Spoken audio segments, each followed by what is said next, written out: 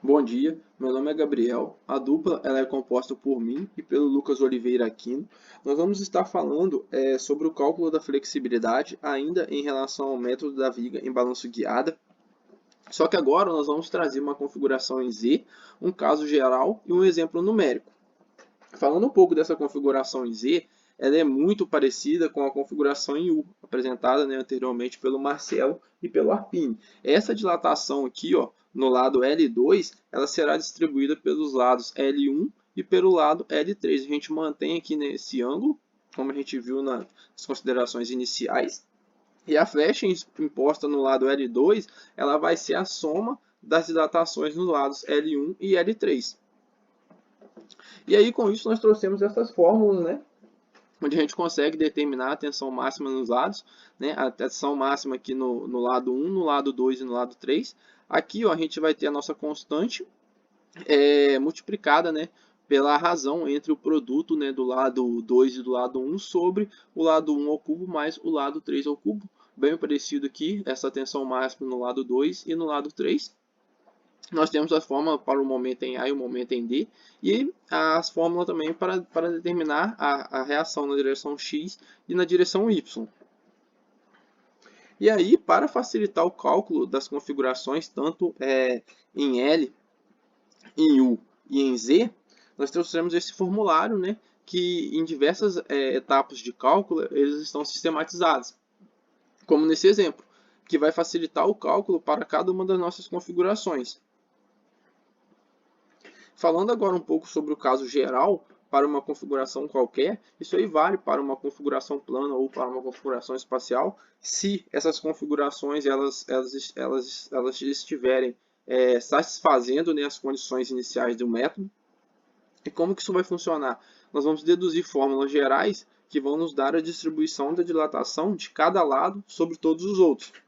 E essas fórmulas, elas supõem que cada lado do sistema ele está submetido ao mesmo tempo a duas flexões, no qual as flechas elas são paralelas às duas direções ortogonais perpendiculares àquela direção do lado considerado. E aí nós trouxemos essas fórmulas aqui que a gente consegue determinar as dilatações, né?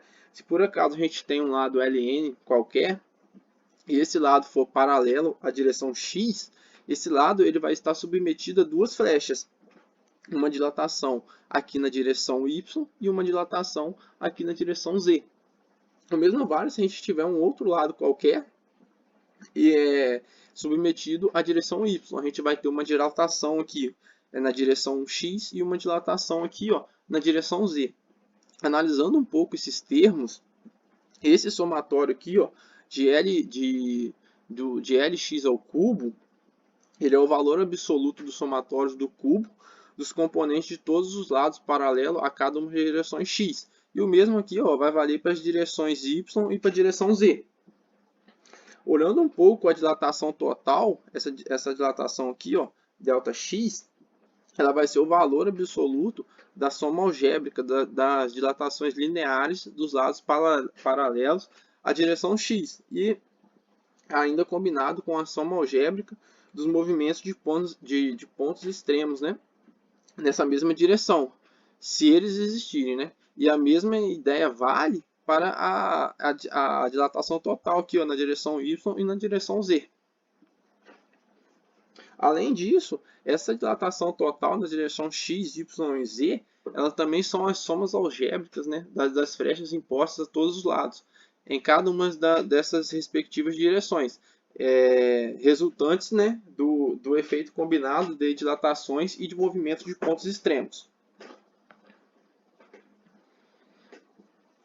E ainda, cada flecha imposta, ela corresponde a uma tensão máxima, né? Se a gente for olhar aqui, ó, para esse lado Ln, vai ter uma tensão máxima na direção y e uma tensão máxima na direção z. E para o lado Lp, a gente vai ter uma tensão máxima na direção x, né? E uma tensão máxima na direção z.